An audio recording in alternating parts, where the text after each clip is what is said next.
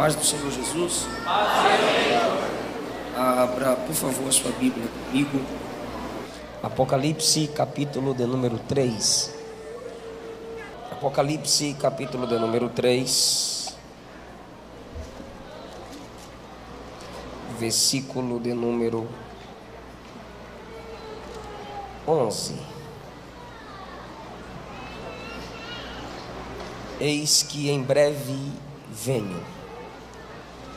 Guarda o que tu tens, para que ninguém tome a tua coroa. Amém? Muito obrigado. Assentai-vos, por favor. Irmãos, esse tema me marca, impacta minha alma, porque me ensina o valor de se guardar. Guardar na Bíblia tem alguns significados que pode fugir da compreensão de alguns, devido às atualizações de vocabulários ou expressões culturais. Até porque a Bíblia não é um livro de agora, é eterno, mas teve um contexto cultural para ser escrito. Então, guardar na Bíblia tem o sentido de esconder, valorizar, não esquecer, dar valor, esconder, proteger, não esquecer. João está numa ilha chamada Patmos, a ilha de Patmos, situada no mar Egeu, isolado de tudo e de todos, trabalhando numa situação complicada entre os mineiros, Minas. Naquele lugar difícil para onde eram enviados os homens que desagradavam o império, está um homem de Deus. E ali ele tem acesso aos céus, porque o imperador o afasta da igreja, devido à sua influência apostólica. Ele esteve frente a frente com Jesus. Ele andou com Jesus, ele tocou em Jesus. Então esse homem tinha muitas experiências que, quando compartilhadas, firmavam a fé dos cristãos. Mas Domiciano se autodiviniza, se declara Senhor, Deus, querendo ser adorado. E João ensinou a igreja a não se prostrar diante de outro a não ser Jesus. Como os irmãos sabem, o pecado do líder é o líder dos pecados. E o bom comportamento de um líder é o líder de outros comportamentos. Então eles quiseram impedir a devoção da igreja a Cristo, prendendo João, calando João, porque a cidade de Éfeso estava sendo impactada pela mensagem apostólica de João e pela mensagem madura de João.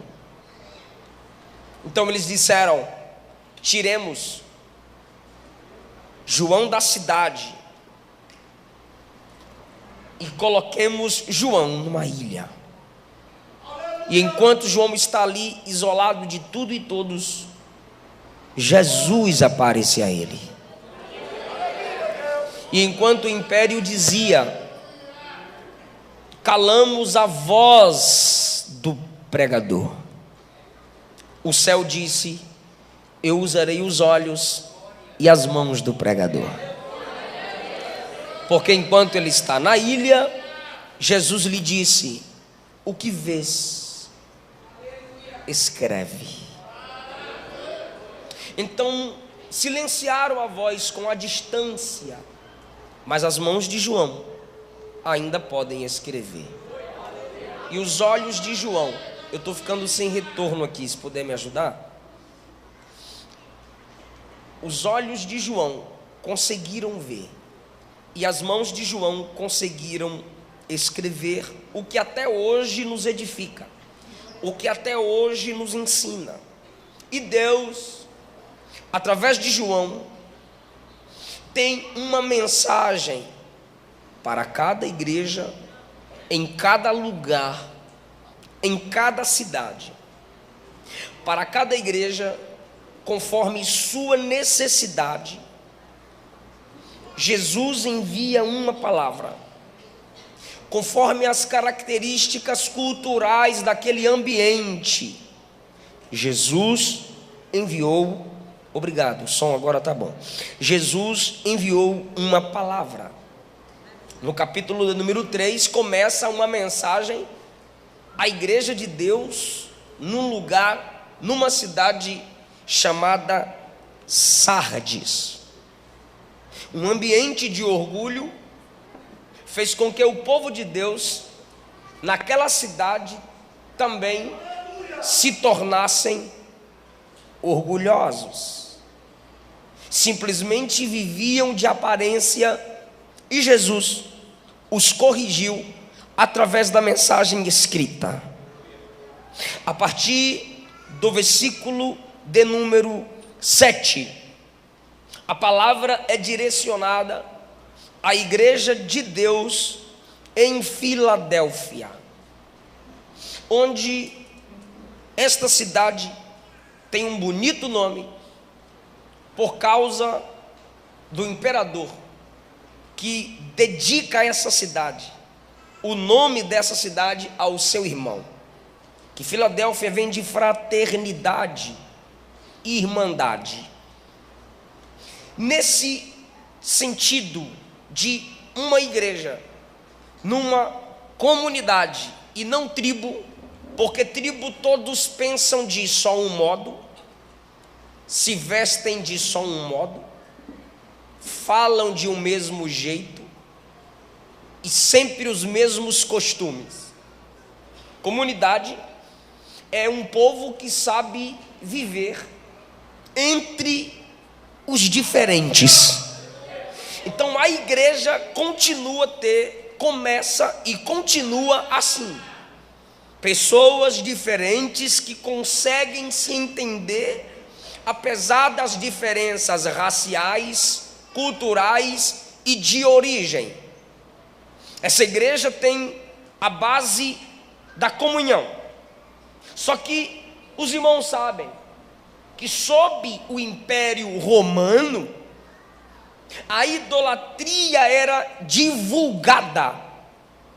Então a esta igreja Jesus vai se apresentar com uma característica linda. Ele diz no versículo 7, quem está escrevendo aqui, a esta igreja, onde costumeiramente tudo é fraternidade, tudo é comum, por causa da irmandade, tem um que é diferente, tem um que está acima de tudo que vocês conhecem e concordam. E quem é ele? Jesus. Ele diz no versículo 7, estas coisas diz aquele que é santo. Tudo para vocês aí é comum, tudo para vocês é normal, porque vocês valorizam a fraternidade. Vocês habitam numa ambiência onde se é pregado o amor, independente das diferenças. Mas ali há uma igreja estabelecida.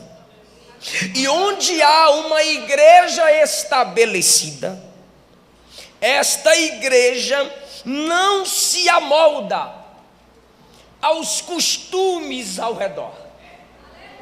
Então, mesmo num ambiente onde o nome da cidade vem da fraternidade, da irmandade, da união, onde tudo é aceito, o que importa é a paz e nada é diferente, ninguém é superior, chega uma carta e passa pela mão do pastor da igreja, e quando o pastor da igreja começa a ler a carta, o remetente diz assim: eu sou diferente. O remetente diz assim: eu sou cortado. O remetente diz assim: eu sou fora do comum. Quem está escrevendo a vocês, eu estou dando os significados. Aí quando eu falar a palavra que todo mundo conhece, você capta. Quando o pastor está lendo a carta, o pastor diz: gente, a carta para nós começa assim, ó. Isto diz aquele que é diferente. Isto diz aquele que está acima. Isto diz aquele que é fora do comum. Isto diz aquele que é santo. Então, mesmo a gente tendo um mundo que prega a paz e o amor, essa paz e esse amor não pode chocar-se, entrar em choque, ferir a santidade do nosso Deus. Porque mesmo a gente sendo cidadãos de Filadélfia, nós também somos cidadãos do céu. Então a igreja, ela tem uma dupla identidade. Ela está em Filadélfia, onde eu preciso sim valorizar a paz, mas quando se trata de ferir a santidade do meu Deus, aí a gente começa uma guerra, porque para ter paz tem que ter guerra. Então Jesus se apresenta à igreja e diz: aí tudo é comum, mas eu sou santo, eu sou fora do comum. Então nós vivemos numa ambiência, Brasil, onde a verdade não é absoluta, é relativa, cada um tem a sua, você com a sua, eu com a minha, assim a gente vive em paz. Porém, não haverá paz se não entendermos que a igreja também é cortada. A igreja também é fora do comum. A igreja também está num nível elevado. E ela não vai descer para agradar homens. Ela continuará na posição de santa. Porque o Deus dela é santa. E os homens com seus discursos querem mudar o que é normal à igreja. E o que é normal à igreja? Santidade. Por que santidade é normal à igreja? Porque o cabeça do corpo, que é a igreja, é santo. Então, conforme pensa a cabeça, o corpo se comportará. Por isso que não é normal o crente pecar. Porque o cabeça da igreja é santo. Isto diz o santo, não é um dos. Não, ele é o santo. Então ele fala como a igreja, que é o seu corpo, a igreja ligada nele, sabe que é normal santidade. Então, eu estou dizendo que não é normal o crente pecar. Pastor, quem disse isso? Eu e a Bíblia. E eu só digo porque a Bíblia diz. Se a nossa fonte, cabeça, é santa, como deve ser o corpo? Quer falar não? Ah, quer falar, então vamos lá. Se a cabeça é santa, como deve ser o corpo? Santo. Pastor, mas às vezes o membro se fere. Ok, aí ele chora. Por que ele chora? Porque não é normal. pecar. Por que confessa? Por que se entristece? Por que pede para Deus não desistir dele? Porque não é normal pecar. Então, para o ímpio é normal pecar. Não se assuste com a violência entre os ímpios. É normal, é a natureza deles. Não se assuste com a imoralidade entre os ímpios. É normal, é a natureza deles. Agora você quer saber por quê? Principalmente na mídia. Você lê assim, ó, pastor faz isso, isso e aquilo. Cantor gospel faz isso, isso e aquilo.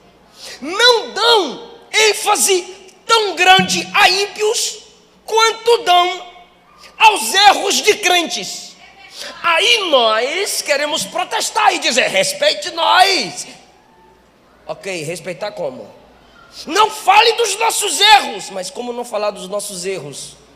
Sabe por que eles se assustam com nossos erros? Porque eles sabem que não é normal a gente errar.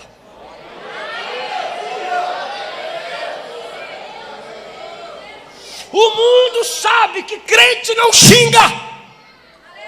O mundo sabe que crente compra e paga.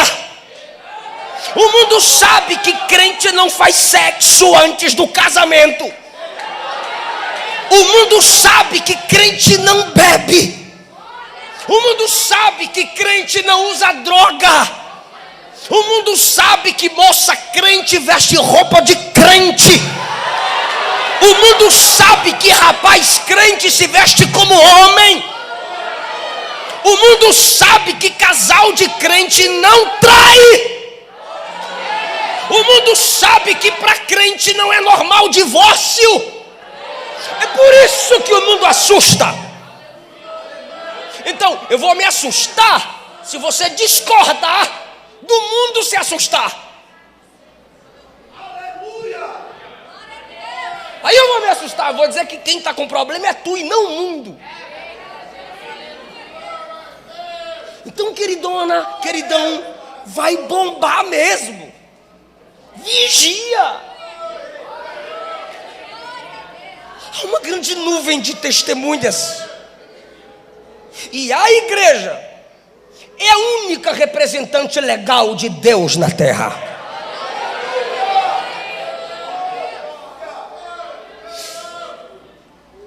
Estas coisas diz aquele que é santo e que é verdadeiro. Ou seja, não há outro como eu. Ninguém fala como eu falo. Todos são ecos. Eu sou a voz. Há muitos irmãos, mas de todos ele é o unigênito.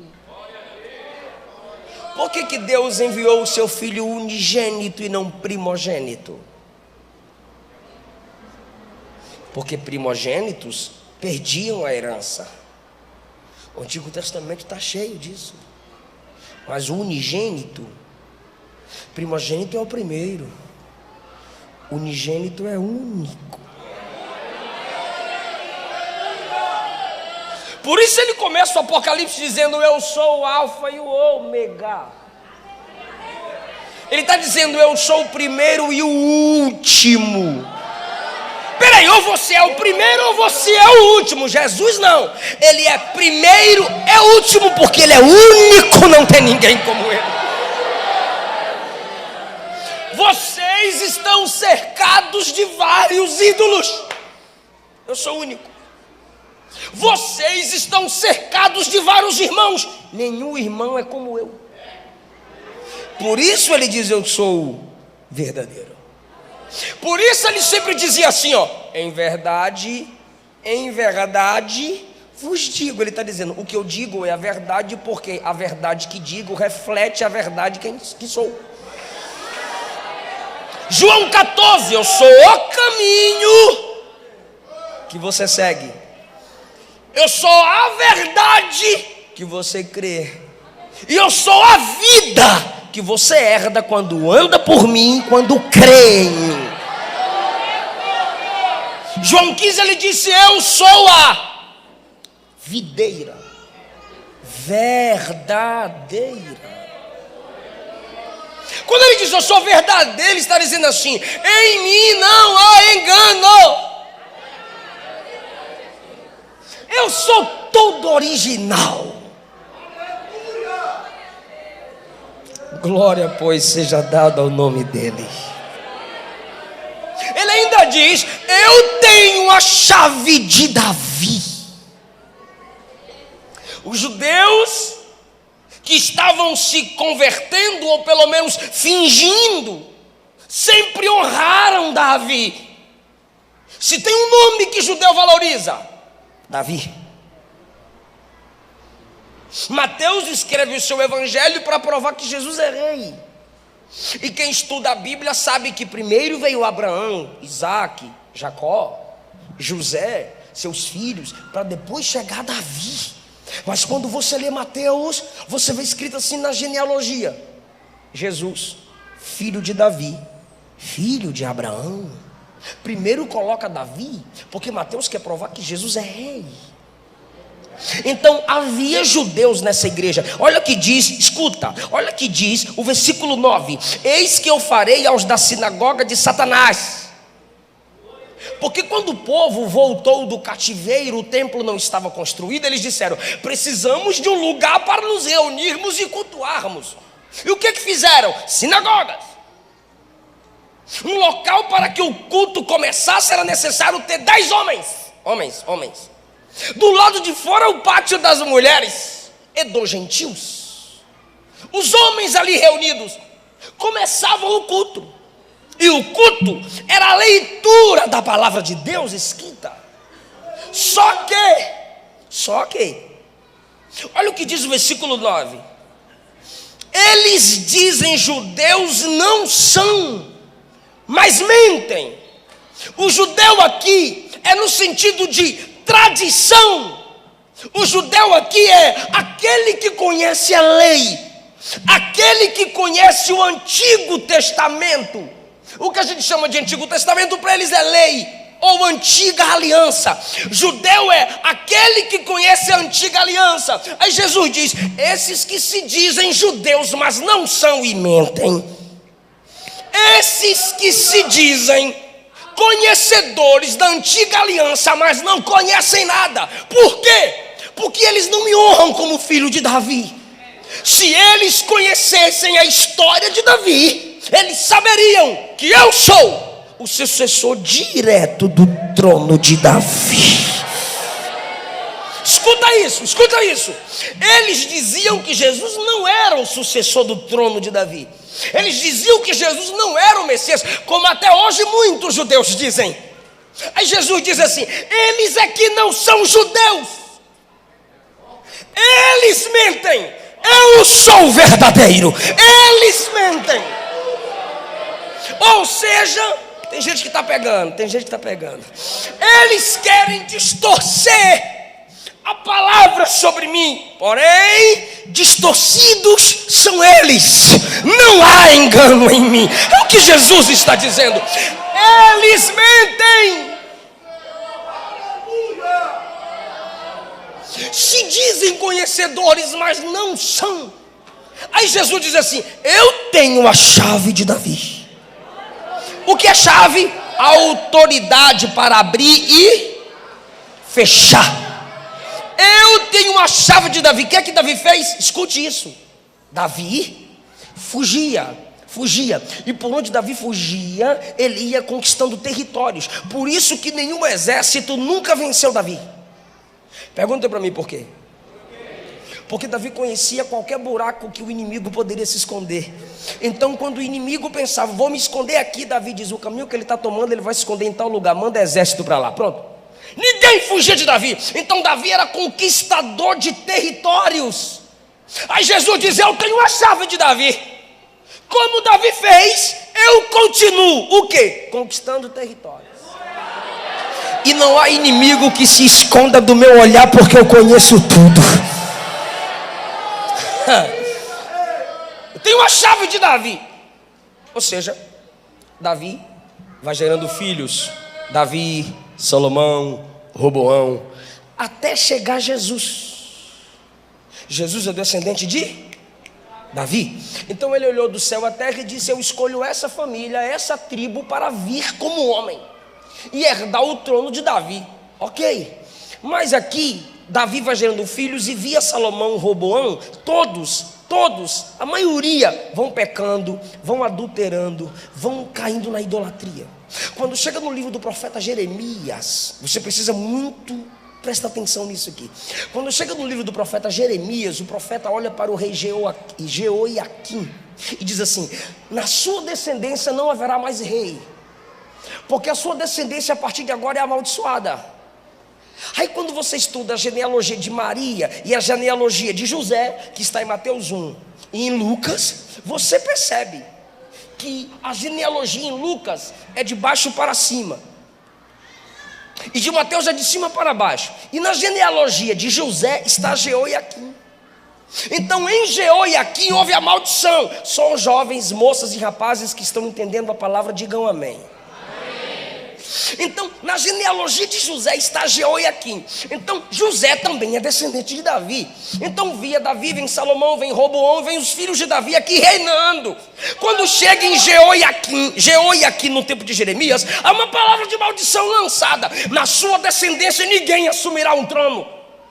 Aí chega em José. É por isso que Jesus não nasce da relação sexual entre Maria e José, porque José está debaixo de maldição. E a maldição foi: na sua descendência não haverá rei, na sua descendência ninguém assumirá o trono. Mas a profecia é que Jesus seria o filho de Davi. E por que quando chega em Jeoiaquim tem essa maldição? Aí Jesus vem, mas não nasce da concepção natural entre um homem e uma mulher, senão Jesus também nasceria debaixo de maldição. Só que enquanto o diabo e todo mundo olha Jesus vindo por Salomão, Roboão, Jeoiaquim a José, não vai ter como crer que ele tem a chave de Davi. Por quê? Porque ele não é santo? E essa genealogia está toda suja e amaldiçoada. Aí ele não nasce da relação entre José e Maria. Só que Maria também é descendente de Davi. E Maria não vem nessa genealogia aqui de cima. Maria vem por outro filho de Davi, Natã. E Natã não foi rei. Ninguém ligava para Natã. Sabe o patinho feio? Tipo, aqui está Salomão e aqui está Natã. Salomão tomava iogurte. E Natã, bebe café. Salomão, danoninho. E Natã, caldo de cana. Vou machucar uns goianos aqui. Salomão, maçã. E Natã, pique. Rapadura. E Natã, pique. Ou seja, eu estou usando aqui uma ilustração de desprezo. O próprio diabo não se importou com essa genealogia via Natã. Está preparado para dar glória? Aí aqui Salomão, Roboão, Jeoiaquim, todo mundo grande, todo mundo top das galáxias. E o diabo investe aqui eles caem, vem José debaixo de maldição. Só que Davi teve um filho que ninguém se importou. E via Natã, Davi não teve nenhum rei. Via Natã, a genealogia vai crescendo, a descendência vai chegando. Aí chega Isaías capítulo 7. A virgem conceberá e dará à luz a um filho, e o nome dele é Emanuel. O diabo perturba, porque o diabo não é onisciente. Como assim virgem conceber? Eu tentei manchar Sara lá atrás. Eu vi manchando Raabe. Eu vi manchando tudo, a mãe de Davi. Eu vi manchando tudo. Só que via Natã não tem nenhum rei. Aí nasce Maria via Natã. Aí de Maria vem Jesus. Então Jesus vem de Maria, que na descendência dela não tem nenhum rei antes, só Davi. Então Jesus, vindo de Maria, é o sucessor direto do trono de Davi. Só que os judeus olhavam só cá em cima. E Jesus diz: vocês não se lembraram de Natã. E eu via Natã. Eu tenho a chave de Davi. Aleluia! Assim como todos temiam Davi, todos devem temer o meu governo. Assim como o melhor reino em Israel foi o reino de Davi, o melhor reino é o meu. Eu estou falando de Jesus. E tem gente que se alegra quando o pregador fala de Jesus. Então eu estou explicando o remetente, a apresentação do remetente. Eu sou santo, eu sou verdadeiro, eu tenho a chave de Davi. Aquele que abre e ninguém fecha, fecha e ninguém abre. Ele está dizendo: eu controlo, eu domino, eu sou soberano. Quando você chega em Apocalipse capítulo número 5, o que que tem? Escuta, quando você chega em Apocalipse 5, o que que tem? Um livro selado na mão do Pai, e ele está lá. João diz: ninguém pode abrir o livro fechado. Um anjo forte fala com João: quem é digno de abrir o livro e desatar os 7 selos? Se eu fosse João, eu diria: tu não é forte, abre tu. Aí o anjo ia olhar para mim e dizer assim: eu sou forte, mas não sou digno. Aí João vê milhares e milhares de anjos cantando. Se eu fosse João, eu olharia para milhares e, em vez de chorar, porque João chora, irmão, eu para chorar é uma luta. Aí milhares e milhares de anjos cantando, eu ia olhar para milhares e milhares de anjos cantando e diria: vocês são muitos. Vai lá na mão do Pai e pega o livro. Eles diriam: somos muitos, mas não somos dignos. Aí tem 24 anciãos, símbolos de governo, organização e maturidade. Eu ia dizer: 24 anciãos, vão lá. Vocês estão aqui há tanto tempo, por isso que são anciãos. Vão lá e pega esse livro. Eles diriam: temos maturidade, mas não temos. Temos maturidade, mas não temos dignidade.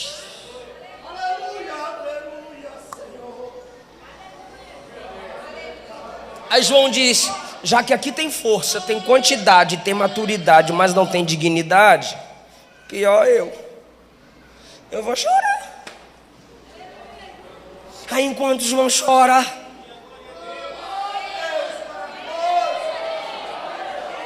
aleluia, enquanto João chora, o ancião diz: João, não chore. Eis aqui, chegou o leão de Judá, a raiz de Jessé. Quem é Jessé? Pai de Davi, o descendente de Davi, que venceu. Não adianta ser forte, tem que ser vencedor.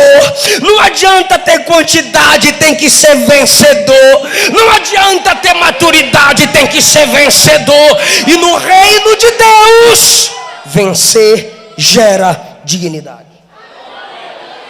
Que venceu para abrir o livro. Opa, eu sou aquele que tem a chave de Davi, que abre o que ninguém fecha, mas também abre o que está fechado. E de repente João olhou e viu um cordeiro no trono.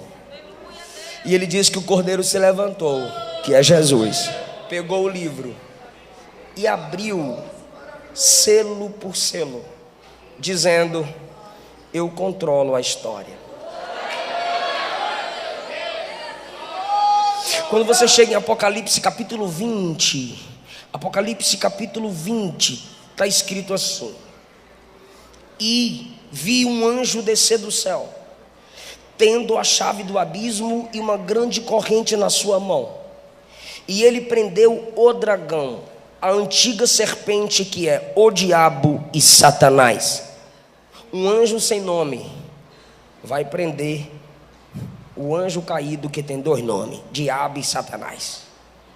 E o prendeu por 1000 anos, 3, e o lançou no abismo, e ali fechou, o trancou, o encerrou, e pôs sobre ele um selo, para que não mais enganasse as nações, para que se cumprisse 1000 anos, e após isso ele será solto, mas não antes disso.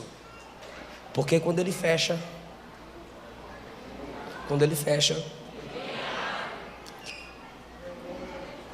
então você entendeu que por autoridade de Deus o anjo fecha o abismo, e durante 1000 anos nem o diabo pode abrir o abismo, porque o que ele fecha, ninguém abre. Só que aí 1000 anos depois, versículo 7, quando se completarem os 1000 anos, Satanás será solto de sua prisão. Então imagine os crentes lá no milênio. Não sai não, capeta, fica aí, tá amarrado, tá trancado, fica aí. Mas foi Jesus que abriu, irmão, o sepulcro, o abismo, e ninguém mais pode fechar. E ele sairá e enganará muitos, porque o que ele abre, ninguém fecha.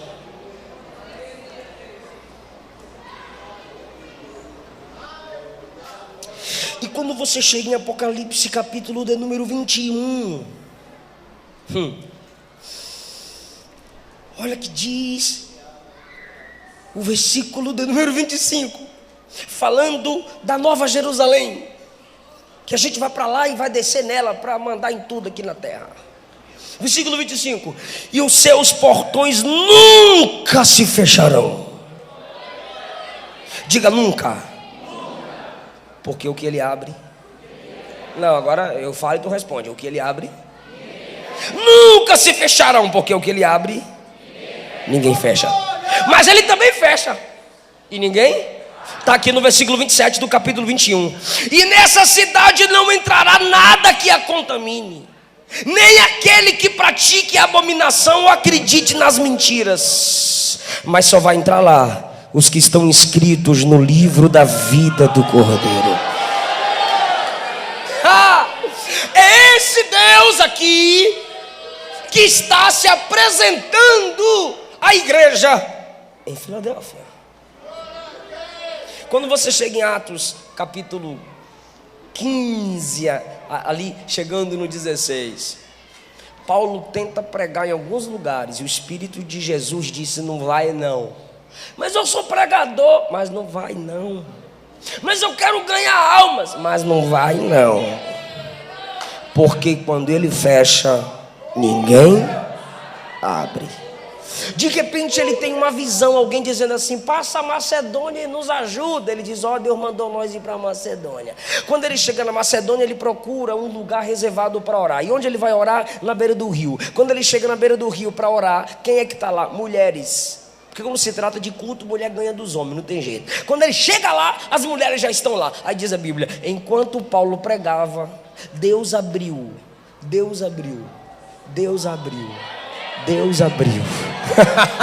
Fecha a porta dos lugares e abre o coração de uma mulher, Lídia. E quando Deus abriu o coração dela, ela e a família foi salva.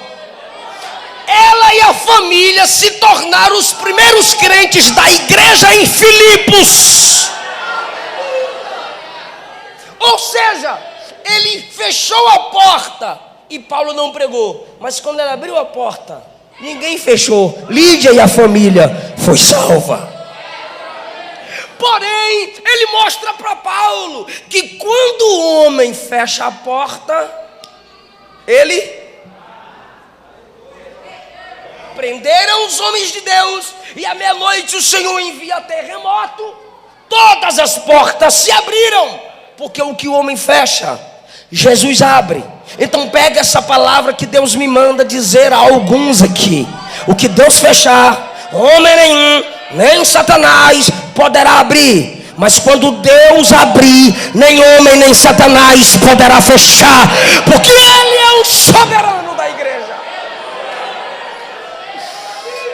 É esse Deus que eu sirvo, é esse Deus que adoramos, e é esse Deus que eu gosto de pregar.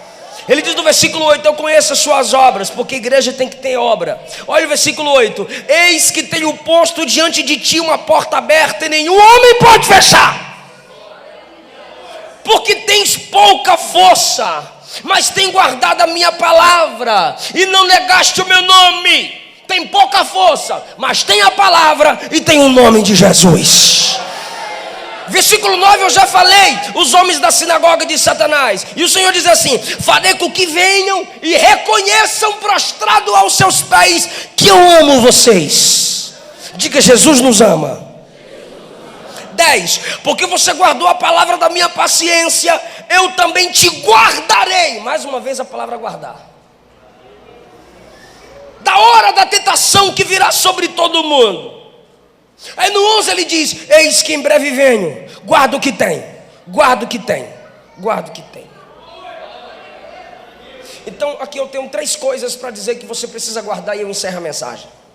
Primeira coisa que você precisa guardar, primeira coisa que você precisa valorizar, é o anjo da igreja. Guarda o que? Para de graça. Guarda o que? Tem. Aí a carta começa assim, ó: ao anjo da igreja. O Senhor diz assim no livro de Jeremias: eu vos darei. Foi eu. Eu vos darei pastores segundo o meu coração. A igreja não é dada a líderes. Líderes são dados por Deus à igreja. Aí eu te pergunto: o que se faz com presentes? Se guarda, se valoriza. Porque tem presente que guardar é desvalorizar, né? Então se valoriza. Não esquece. Ao anjo da igreja que está em Filadélfia, lá Deus estabeleceu um líder, lá Deus estabeleceu um pastor. Aí no versículo 11 diz: guarda o que tem. O que aquela igreja tinha? Um anjo. E o que aquele anjo fazia? Ao anjo da igreja que está em Filadélfia, escreve. Então a mensagem, antes de chegar na igreja, passava na mão do aleluia.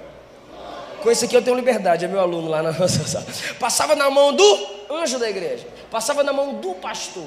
Ou seja, o pastor pegava a carta e lia para a igreja. Por isso que quando você lê Apocalipse capítulo 1, versículos 2 e 3, mais ou menos por ali, você vê escrito assim, ó: bem-aventurado aquele que lê. E aqueles, plural, bem-aventurado aquele que lê, o pastor, e aqueles que ouvem, a igreja. Porque nem todos tinham acesso à Bíblia como todos temos hoje. Então o pastor lia a carta, e a igreja sentadinha escutava o que estava escrito na carta, lida pelo pastor. Então ela era obrigada a valorizar o pastor, porque toda a carta passava pela mão do anjo, e sem um anjo não ia ler a carta. Então uma igreja precisa guardar seus líderes. Eu sou co-pastor em um campo aqui em Goiânia. O meu pastor pode me dar uma ordem que vai me deixar com raiva, mas eu tenho que obedecer mesmo com raiva, porque acima do sentimento está a obediência. Mas essa raivinha minha não me dignifica a chegar no corredor da igreja e criar contendas. Essa raivinha minha não me dá o direito de, enquanto volto para casa, e falar mal do meu pastor e meu filhinho escutando. É por isso que tem adolescente, filho de crente, que odeia a igreja, porque os pais saem do culto falando mal dos seus pastores. Então o paizão se acha o herói. Eu falo mesmo, meu filho está vendo aí que eu falo mesmo. Não, na realidade você é um fracasso, porque você seria herói de verdade se você procurasse o pastor e falasse para ele. Então você é covarde, porque fala por trás e alimenta mágoa no coração de seus filhos. Guarde seu líder. 1 Tessalonicenses capítulo 5, versículo 12: honrai aqueles que vos presidem e trabalham entre vós.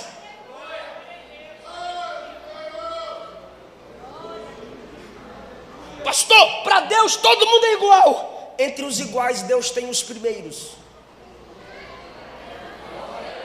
Hebreus capítulo 13, versículo 7: honrai os vossos pastores que vos pregaram a palavra, imitai-lhes a fé. Hebreus 13, 13:17. Obedecei aos vossos pastores, porque eles se comportam como quem dará conta de vossas almas. E se vocês desobedecerem, eles pastorearão com tristeza no coração, e isso não será benefício para vós.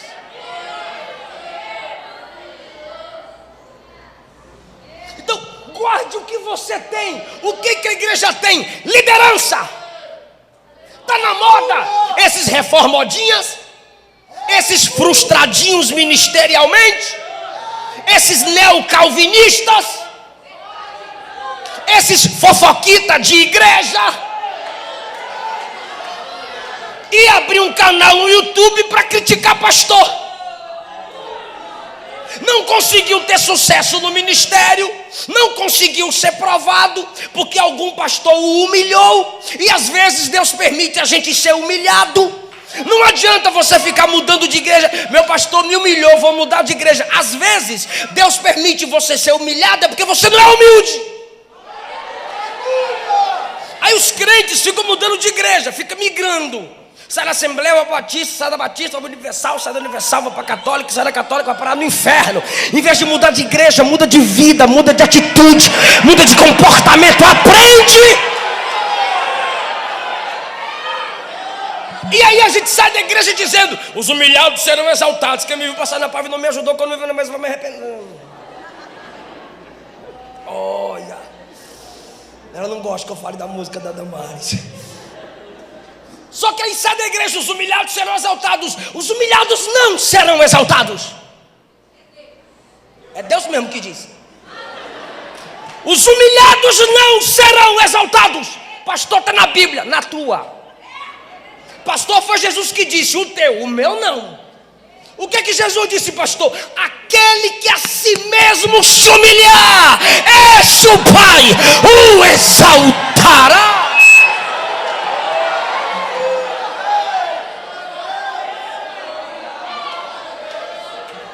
Até agora eu não pedi para tu dar glória a Deus. Se humilha aí e fala: glória a Deus.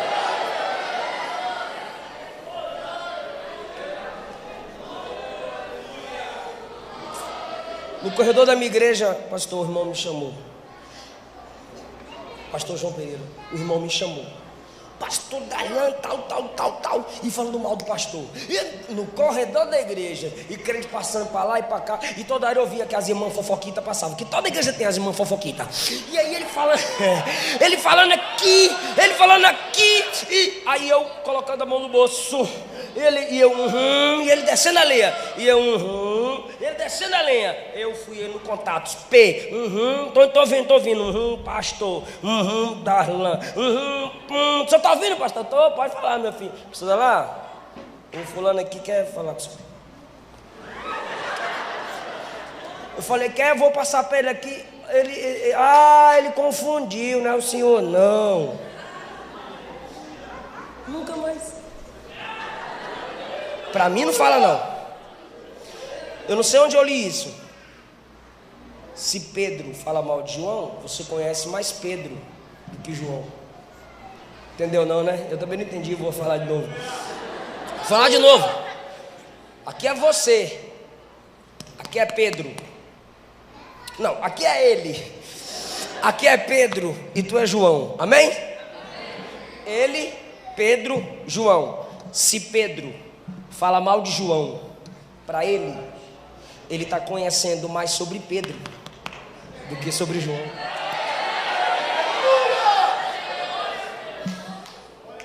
E se ele chega para João e diz: Pedro falou mal de tu 1 hora, tu está conhecendo mais ele do que Pedrão.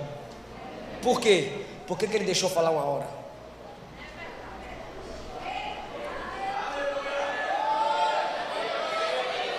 Nem vou pedir para dar glória, né? Ao anjo da igreja que está em Filadélfia, guarda o que tens. Então Filadélfia tinha um pastor, Filadélfia tinha um líder, Filadélfia tinha um anjo. E seu anjo, seu pastor, precisa ser guardado.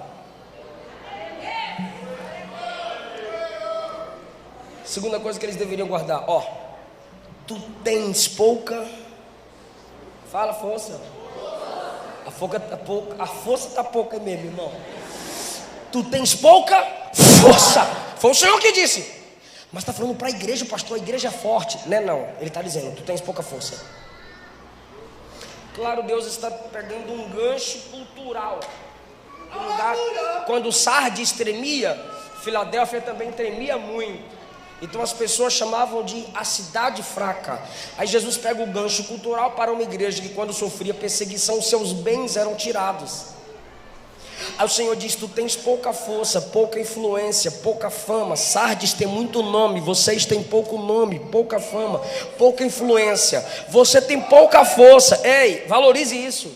Guarde o que você tem. O que eu tenho, pastor? Pouca força. Então o que eu tenho que guardar, pastor? Você tem que guardar essa realidade de que você tem pouca força. Eu não vim aqui como um coach, que coach tentando pregar o evangelho é um coachado. Eu não vim aqui dizer assim, você é forte, você é top. Não, você é fraca. Você é fraco em si mesma, em si mesmo. Você só pode tudo, tanto passar prova quanto passar luta, tanto fome quanto tem abundância. Você pode tudo isso em Cristo Jesus que fortalece você. Então nunca se esqueça, você tem pouca força. Se o cantor se esquecer que ele tem pouca força, ele vira artista. Chega aqui, bate a boquinha, bota a igreja para cantar. Se o pregador esquecer que tem pouca força, ele não quer mais orar, não quer mais jejuar, não quer mais ler Bíblia e sobe no púlpito de cabeça erguida, vai descer de cabeça baixa. Quem se lembra que tem pouca força não prega sem orar, não canta sem buscar, não aconselha sem depender de Deus. Você tem pouca força. Se você reconhece que tem pouca força, você não fica sozinho com sua namorada. Se você reconhece que tem pouca força, você não fica com beijos prolongados com seu namorado. Se você reconhece que tem pouca força, você não vai ficar 5, 6 anos namorando, beijando, esfregando, chupando, sem casar. Você tem pouca força. Guarda o que você tem, o que é pouca força. Não se esqueça, você é fraco. Hormônio não se converte. Sai desse grupo imoral, senão você vai viver na masturbação sempre. E quando casar, sua mulher não vai te satisfazer, porque você é tão viciado em satisfazer a si mesmo, que você não casou para satisfazê-la, você casou para ser satisfeito. Isso é orgulho. Então você já casou imitando Satanás, porque Satanás é a origem do orgulho na Bíblia. Então você será o Satanazinho no casamento.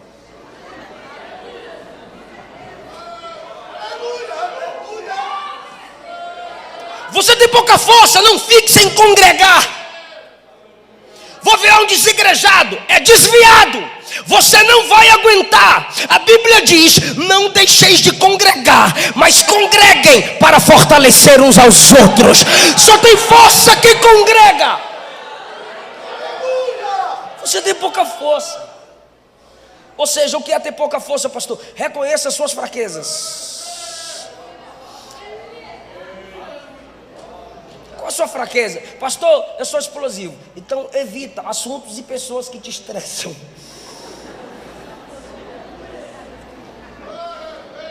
Qual a sua fraqueza, irmão? Pastor, eu roubava muito, eu gosto de um dinheirinho. Então trabalha, irmão, trabalha, meu querido.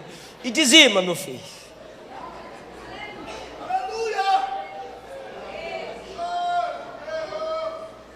Fuja da aparência do mal. O jovem que reconhece que tem pouca força, ele não luta contra o outro para manter a própria santidade. Ele luta contra si para manter a santidade do outro. Você tem pouca força. Davi reconhecia que tinha pouca força. Por isso que você vai ler a Bíblia e você vê escrito assim: oração de Davi. Oração de Davi. Porque Saul perdeu o espírito e continuou reinando. Mesmo sem o espírito, eu já tenho um trono. Davi foi diferente. Quando Davi estava sentindo a ausência de Deus, ele saiu do trono e foi para o jejum e para a oração e clamar pela presença de Deus.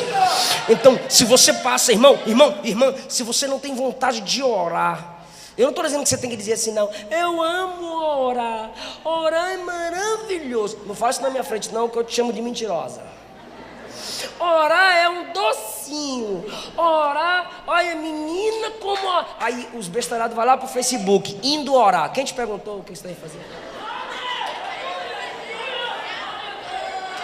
Irmão, orar é secreto. Quando fores orar, entra no teu quarto, fecha a porta, ora em secreto. O segredo da oração é a oração em segredo. Agora eu estou dizendo vontade de falar com Deus, sede de Deus. Se você não ora, irmão, o tempo que você não ora é o tempo que você está desviado. Irmão, eu sei por que você não ora. Por quê? Porque você é forte. Aleluia! E você se esqueceu que você é fraco, então você pensa que é forte. Mas quando você chega na igreja, jovem, sabe? E vê as irmãs orando, porque sempre as irmãs chegam primeiro que a gente, os pastores orando. Aí a gente diz, aí a gente que é jovem diz, o culto não começou não, vai lá para fora. Aí vai lá para fora roubar o Wi-Fi da igreja. Por quê? Porque o culto não começou. Mas por que o culto não começou? Porque as irmãs do cocôzinho branco estão orando. Culto não começa depois da oração. Culto começa com oração. Quando o primeiro crente está de joelho, o culto já começou. Jesus já está na casa.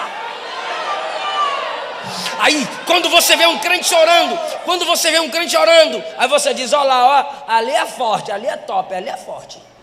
Por quê? Porque está orando. Ali não tem pecado não, ali é toda santa, santa, santa, santa. Ali é mulher de... Ali é vaso. Ali é do manto. Ali é forte. Ali não faz nada que eu faço. Por quê? Porque está orando. Chega lá perto. Chega lá perto. Encosta o ouvido. E você vai ouvir o orante dizer, tem misericórdia de mim. Me sustenta com a sua mão. Eu só estou orando porque eu sei que eu sou fraco, mas é fraco de joelho vence 1000 demônios de pé. Deus quer um crente de joelhos. Apesar de suas fraquezas, eu sinto a presença de Jesus aqui. Eu sinto Jesus nessa casa. Aleluia. E eu gostaria que você fizesse algo comigo. Segure na mão de uma pessoa. Segure na mão de uma pessoa. E diga assim, ó, pelo poder da oração. Diga, pelo poder da oração. Você vai reconhecer que um crente fraco, fala, irmão, fraco, de joelhos, vence, derrota, humilha, é mais forte do que 1000 demônios de pé. Quem acredita nisso, abre essa boca e dá glória para quem nos... É na oração que você mostra a dependência de Deus.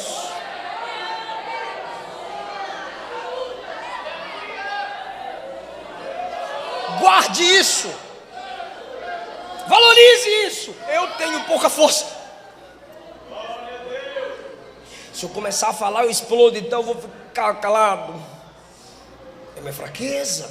Você tem que descobrir sua fraqueza e não ficar falando para todo mundo. Para de dar água para Satanás.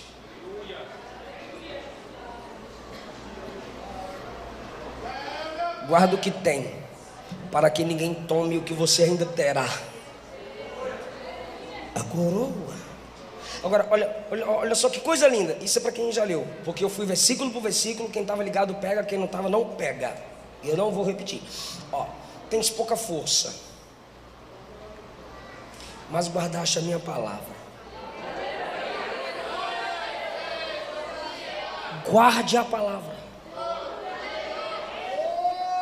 Memória. Então guardar é valorizar. Valorize seu pastor. Guardar é não esquecer. Não esqueça que você tem pouca força. Guardaste a minha palavra. Guarde a palavra. Valorize a palavra. Não esqueça a palavra. Eu sei que as mocinhas, eu sei que as moças, eu sei que os rapazes, os moços, melhor rapaz, né? Ficar mais macho. Os machos, né? Gostam dessas músicas aí, músicas atuais, né? Jesus é um cara legal, legal. Valorize a palavra. O que essa letra está me dizendo? Pastor, não confunda teologia com poesia. Salmos, Jó, são livros poéticos e ao mesmo tempo teológicos. Crente é cheio do Espírito de Deus e tem o Espírito nele que anseia por Deus. Então só alimenta o Espírito do crente aquilo que honra Deus. Então você tem que olhar para as músicas e valorizar a palavra nas músicas. A Bíblia não diz para onde iremos nós. Não, Pedro disse para quem iremos nós. A Bíblia não disse passares pelo fogo. A Bíblia diz quando passares pelo fogo. A Bíblia não diz que quem tem promessa não morre. A Bíblia diz que muitos, os heróis da fé, morreram sem terem o cumprimento, sem verem de perto o cumprimento da promessa. Porque a promessa em Hebreus 11 não era uma coisa para se ter, era um Cristo para se crer. Cristo era a promessa que eles não viram. Então eles morreram sem alcançar essa promessa. Pelo amor de Deus, você precisa entender que Deus não está precisando de adoração. Me adore, me dê glória para mim, senão eu fico tristinho. Não, irmão, Deus é exaltado sobre tudo. Se você exaltá-lo, Ele é Deus. Se não exaltá-lo, Ele continua sendo Deus.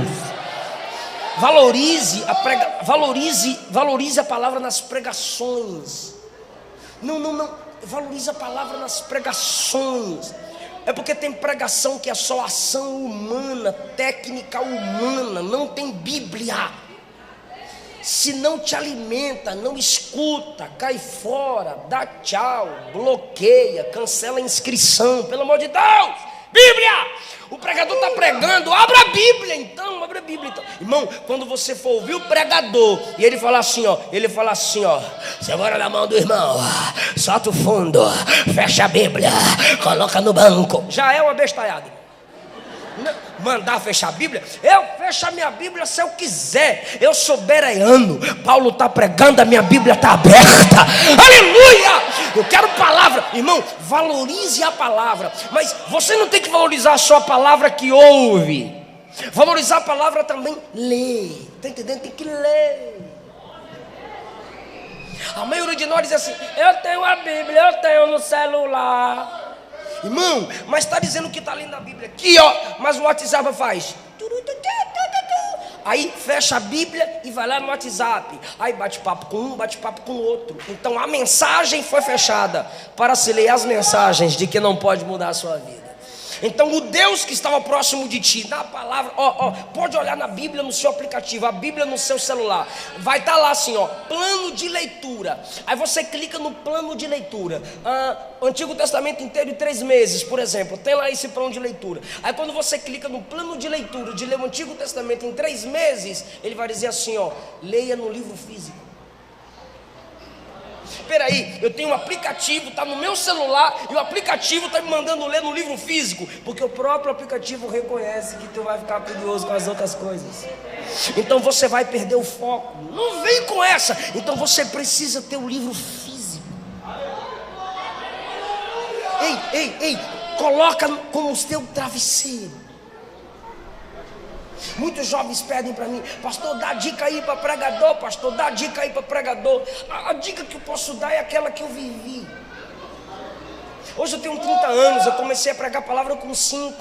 Tem uma semana que eu perdi minha avó, e minha avó abria a Bíblia para ler comigo. Eu lia, ela lia e eu ia repetindo o que ela lia. Numa certa manhã ela estava lendo Mateus 3, e eu vi uma chave verde que se movia na Bíblia dela. Ainda lembro uma Bíblia preta com zip, e essa parte do zip era vermelho, um tecido vermelho com o zíper no meio. Minha avó nunca leu livro nenhum, a não ser a Bíblia. Qualquer outro livro que você colocasse na mão dela, ela não leria, mas a Bíblia, uau! Só pentecostal eu creio nisso, reformadinho não creio não. Aí quando ela estava lendo lá Mateus 3, eu vi a chave, e eu como criança meti a mão na chave. Aí eu meti a mão, tinha a mão, Eliseu. Eu falei: a chave, vó, está na porta, meu filho. Eu falei: não, vovó, a chave na Bíblia. Ela não tem chave, meu filho. Tira a mão. E ela continuou lendo. E eu vi a chave de novo. Eu coçava o olho, mas a chave estava lá. Aí eu meti a mão para pegar a chave. Aí, irmão, pentecostal estressado, ou presta ou não presta. Ela prestou. Ela disse: então se achava que tu está lendo, é porque Deus quer abrir a porta da palavra para você. Lê. Pastor, eu comecei a ler Mateus 3. E naqueles dias apareceu João Batista pregando no deserto da Judeia: arrependei-vos, porque é chegado o reino dos céus. Porque este é o anunciado pelo profeta Isaías: voz do que clama no deserto, prepara o caminho do Senhor e endireitai as suas veredas. Esse camarada começou a pregar. João pregava no deserto da Judeia e dizia: arrependei-vos, tal, eu vos batizo com água para o arrependimento. Mas aqui, eu comecei a ler, e quando eu olhei para a vovó, ela já estava chorando. A partir daquele dia, meu sonho era ter uma Bíblia. E tinha o irmão Rui Barbosa. Lembrei, seu Rui. Ele era dono de uma livraria no centro da cidade. Eu ia lá, toda vez que eu ia no centro pagar alguma conta com minha mãe, eu pedia uma Bíblia, irmão Rui não me dava. Irmão Rui. Ele não me dava, amor, nunca te contei. Ele não me deu a Bíblia, amor. Mas aí eu fui numa conferência Adonep e ganhei uma Bíblia. Aí eu ganhei uma bicicleta. E eu pedia caronas quando a bicicleta era minha. Porque era 40, 50 minutos a pé para chegar na escola. Aí eu passava na rua: quem me leva? Eu levo. De bike eu levo os colegas. Eu dizia: então você leva. Por quê? E eu ia lendo Bíblia, com a Bíblia no guidão. Guidão, eu falo guidão, sou baiano. Vocês falam o quê? Guidão, é nóis. Aí eu botava aqui, ó, no guidão, ia lendo a Bíblia. Lendo a Bíblia até chegar na escola. Prendia aqui com os braços por causa do vento. Ia lendo Bíblia. Eu repeti a quinta série umas 3 vezes, irmão. Porque eu levava a Bíblia para a escola. Eu não aconselho ninguém a fazer isso. No intervalo eu ia ler Bíblia. Eu morei só em Brasília 10 anos, em cima da igreja P-Sul, P-Norte. O pastor da igreja era o pastor Gesiel, depois foi o pastor Gedalias. Chega lá e pergunte o que Eliseu fazia de meia-noite às 4 da manhã todos os dias. Eu li a Bíblia de joelho, porque eu ouvi uma mensagem de Gesiel Gomes dizendo que era necessário o pregador ler a Bíblia de joelho, para ele focar na oração e na palavra. Quando eu ouvi aquela fita cassete de Gesiel Gomes, eu comecei a ler a Bíblia todos os dias de meia-noite às 4. Acordava às 11, ia para o supletivo 1 hora. Depois que eu terminei o supletivo lá, fui trabalhar em Lava Jato. Então trabalhava no Lava Jato meio de semana e pregava o final de semana. Eu recebia minhas ofertas, eu economizava para comprar meus livros, montar minha bibliotecazinha. Guarde a palavra, valorize a palavra. Precisamos voltar a ler a Bíblia em casa. Esses dias eu tive que abraçar minha esposa e pedir perdão a ela. Eu dizia: você não está lendo Bíblia. Aí ela: amor, vai ler Bíblia. E a Luana ficava calada. Aí 4 dias atrás, eu estava lá no meu escritório. Aí eu peguei as 3 Bíblias da minha esposa. Eu tive que ir lá nela, abraçá-la e pedir perdão. A Bíblia dela toda marcada, toda riscada de Gênesis a Apocalipse. Eu falei: irmã, lê Bíblia, eu vou lá pedir perdão para mim. Acho que eu tenho que dar uma Bíblia nova para mim. Não tema riscar sua Bíblia. Estou riscando a boca de Deus. Que você é bobo, irmão. Risca, marca. Mas a minha Bíblia vai ficar velha. Bíblia velha, vida nova. Leia a Bíblia. Guarde a minha palavra, porque eu vou guardar você da hora da tribulação que há de vir sobre toda a terra. Quem pode levantar a Bíblia? A biblioteca do Espírito Santo. A palavra que se originou nos céus e foi escrita por homens inspirados pelo Espírito Santo. Se a Bíblia está no seu celular, levanta-se mesmo que eu não gosto, mas levante, está aí a Bíblia. É essa palavra que te dá força para vencer no dia mau. É essa palavra que te faz vencer as mágoas. É essa palavra que te ajuda a perdoar. É essa palavra que aumenta em você a sede pelo Espírito Santo. Esse é o livro que mais foi queimado pela Igreja Católica, mas é o livro que livra os homens do fogo do inferno. Esse é o livro que mais foi trancado, mas é o livro que mais quebra correntes da alma do homem. Esse é o livro de Deus. Fica de pé dando glória ao Deus da palavra.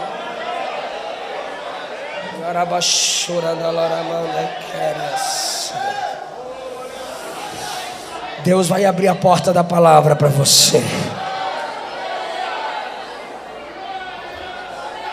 Deus vai abrir a porta da palavra para você. Vem cantar aqui, amor.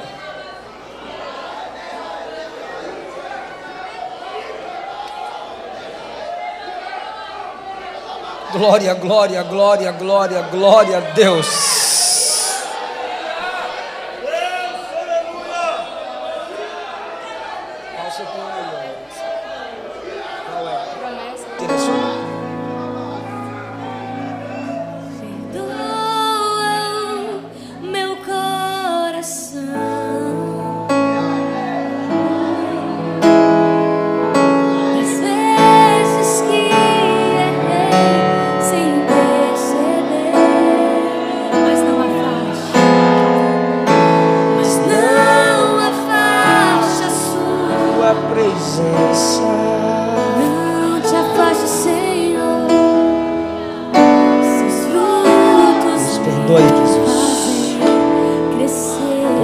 Desvalorizado o que o Senhor valoriza.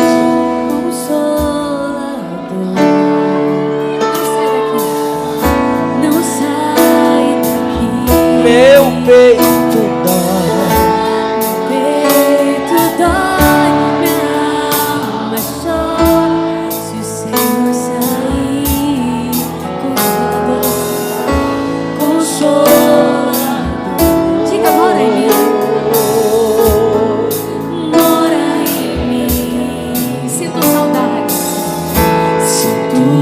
Saudades quando estou longe de ti. Clame. Perdoa. Ele te perdoa das vezes que errei sem perceber.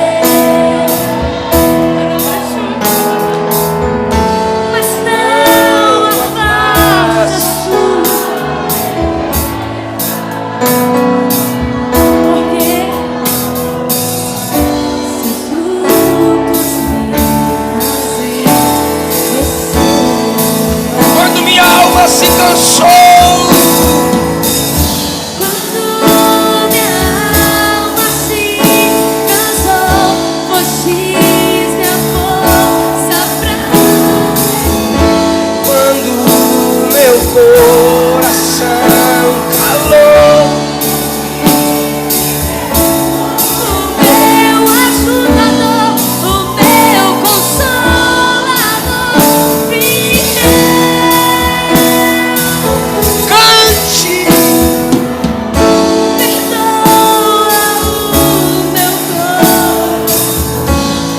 perdoa, Senhor, pela desonra aos nossos líderes, pela desonra à sua palavra, e por às vezes nos esquecermos que temos pouca força. Nos perdoe.